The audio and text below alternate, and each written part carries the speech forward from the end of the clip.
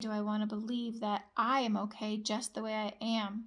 If I'm going to do that, I have to start to catch and take captive all of those thoughts that are self-defeating, that stealing my joy.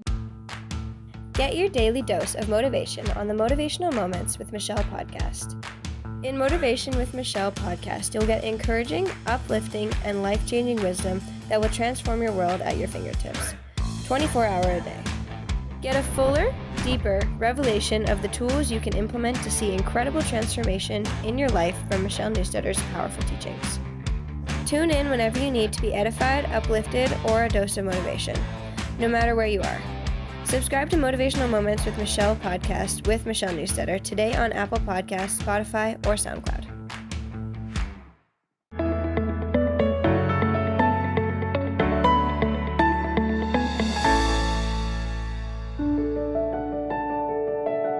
Hey there, and welcome to this Wednesday Word of Wisdom.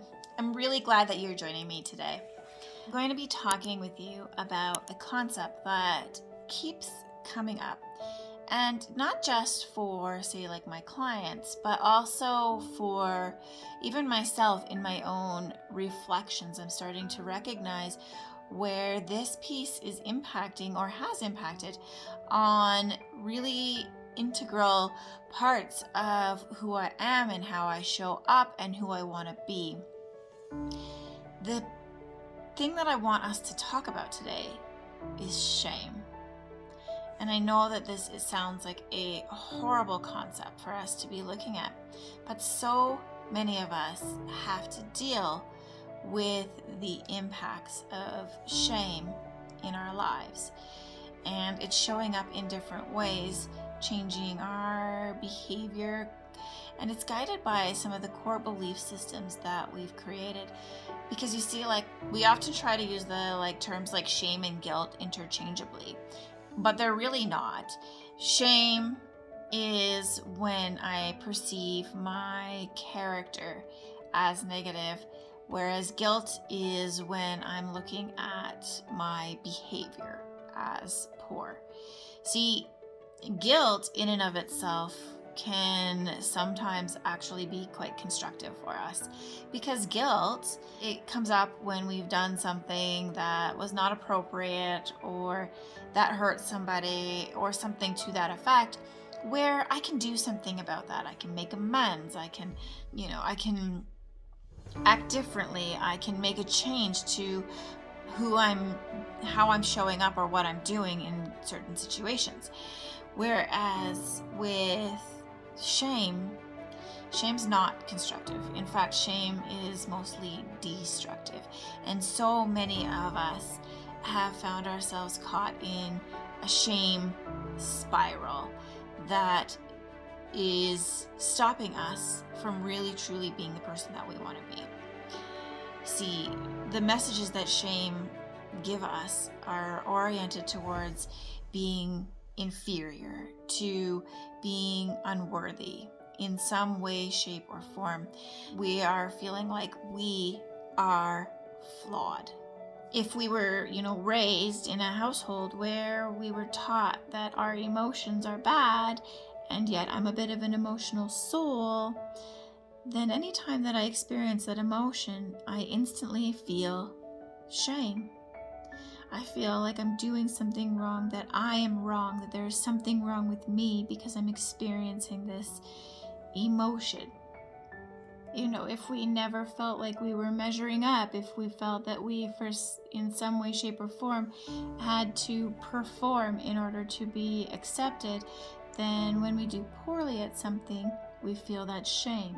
It attacks us right at our character.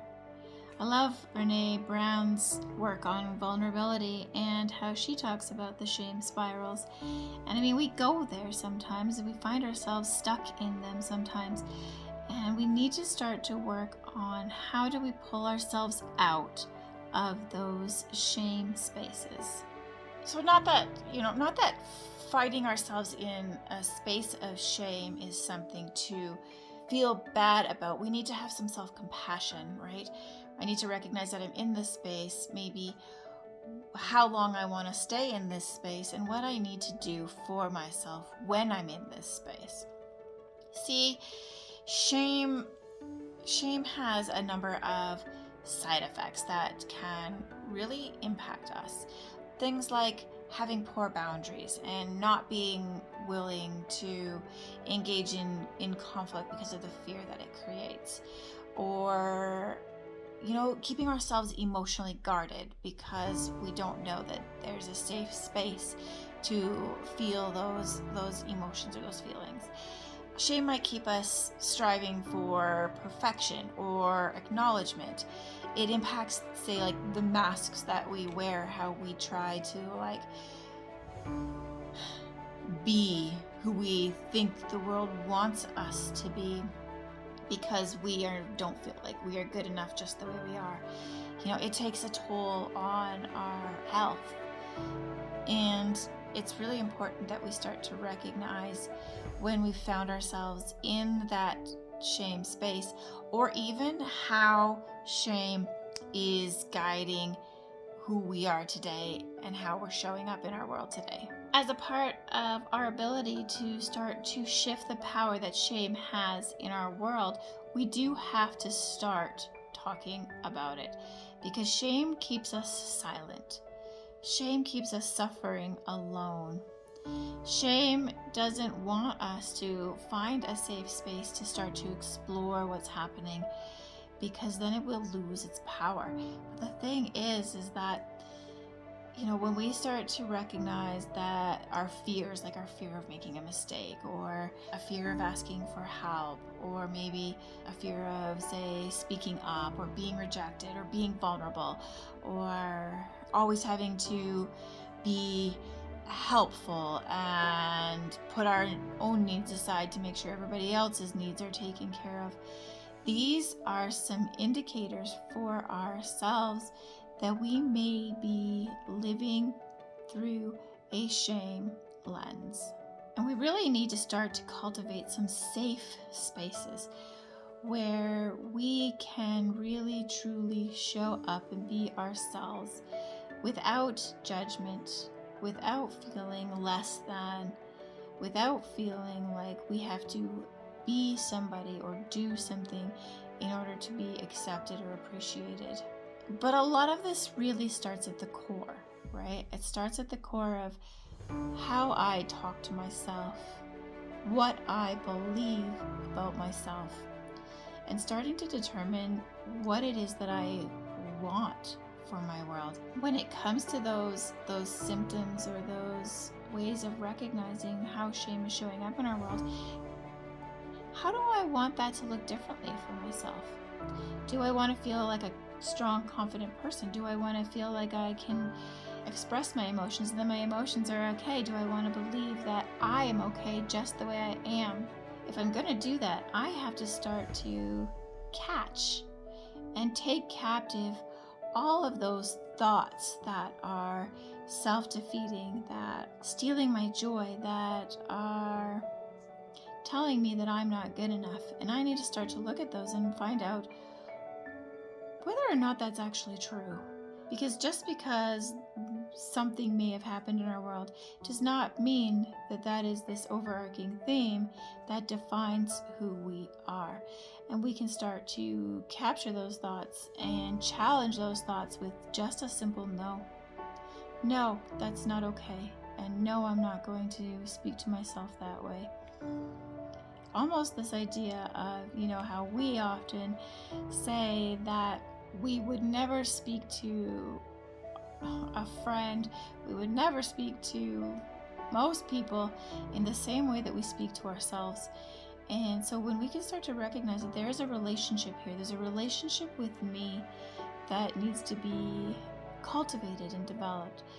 And I can't do that if I'm continuously telling myself how horrible of a human being I am, and that I don't deserve a seat at the table, and that I'm not good enough, and I'm not smart enough, and I'm not strong enough, or whatever the case might be. These trauma pieces back to whom they belong.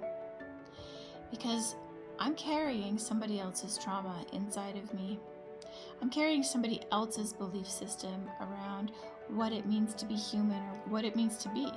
And so when in my mind's eye, I can start to recognize and almost like hover above all these statements and all of this baggage and all of this pain, and I can kind of like just give it back, give it away.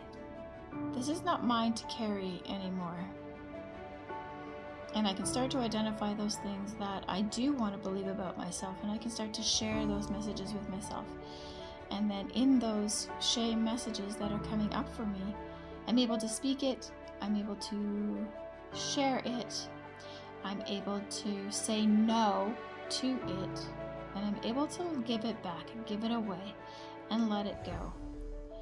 I can then start to feed myself those new messages that I want to believe about myself, and I can start to behave in a way that represents that who I want to be. And so if I want to be somebody who is at peace and confident, well, you know what, maybe there are certain behaviors that I need to exhibit in my world that show that, right? I may need to check in on, say, something like my posture. And am I walking around all slumped over, head drooped, not feeling good about myself? Or am I walking in with my head held high and my shoulders back as this like confident human being and showing up in this world the way I want to show up in this world? Shame can be such a powerful thing that really can dictate so much of our lives, and we don't need to let it have control anymore. I want you to start the process of taking back your power. And so the first things first is to identify those things that are potential indicators that you're carrying some shame, so that you can start to recognize, speak it, acknowledge it. Take away its power. Give it back. Give it away. It's not yours to carry anymore. Let's break through some of those boundaries that are holding you back from really truly living the life that you deserve. Thanks for joining me. I hope you have a beautiful day.